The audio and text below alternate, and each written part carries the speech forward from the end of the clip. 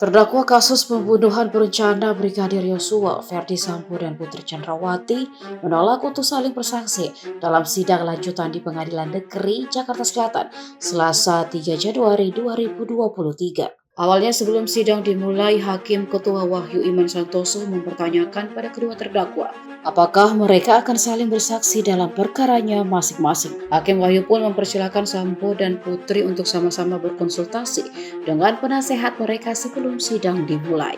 Setelah Sambo berunding sebentar dengan penasehat hukumnya, keduanya memutuskan menolak untuk saling menjadi saksi. Menurut Hakim, di dalam KUHP memang diatur hak bagi terdakwa untuk mengundurkan diri sebagai saksi. Namun Majelis Hakim menilai perlu mempertanyakan sikap terdakwa di persidangan. Pasalnya Sambo dan Putri saling bersaksi dalam berkas perkara dugaan kasus pembunuhan Brigadir Yosua tersebut.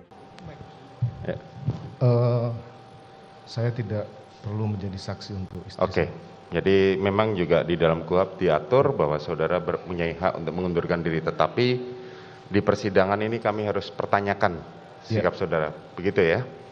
Demikian. Baik, ya. Silahkan pindah tempat duduknya di samping penasihat hukum saudara.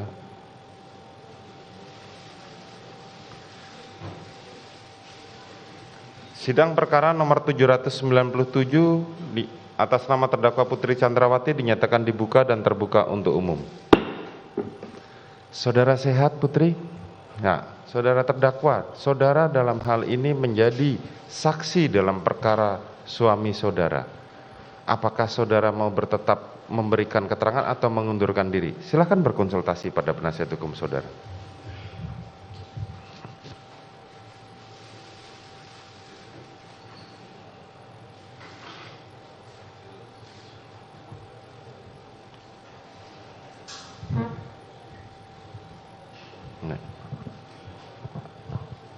Mohon izin yang mulia, saya tidak menjadi saksi bagi suami saya. Tidak mau memberikan keterangan. Baik, terima kasih.